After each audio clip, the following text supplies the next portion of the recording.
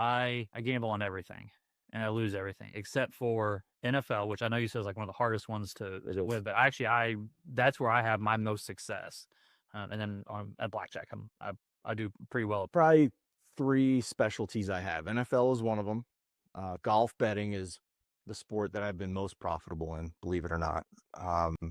And futures. I kind of use that across the board. I think with futures, what the reason I tend to have an eye for it is that to win an award or to win a championship, you're talking about a large sample of games. Yeah. Whereas on a game to game basis in the NBA or the NHL or whatever sport, there's an inherent variance game to game, no matter what sport you're talking about. I mean, we just had a Super Bowl where the Eagles absolutely kicked the crap out of the Chiefs.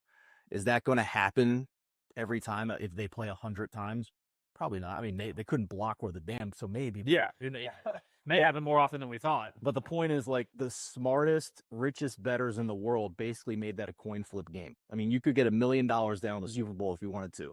The smartest people in betting on earth made that a 1-point spread. So, but it just so happens that on that day, the variance was such where there was a much bigger outcome or much bigger margin of victory than that. So that's really the thing when it comes to futures betting. You get a bigger sample, so it takes out some of that variance. So that is attractive to me, where I'm not having to worry about like an injury report or something I don't know on an individual game. Yeah, I'd say the only big issue with the futures is kind of what you just alluded to with the injuries.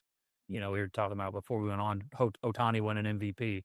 He goes down in June with an ACL. God, I hope that doesn't happen. I really hope I didn't just talk that into existence. But You got any wood you can knock? I know, right? Somewhere we'll find something. I think this is granted, but we'll take if he goes down. I mean, any future is gone.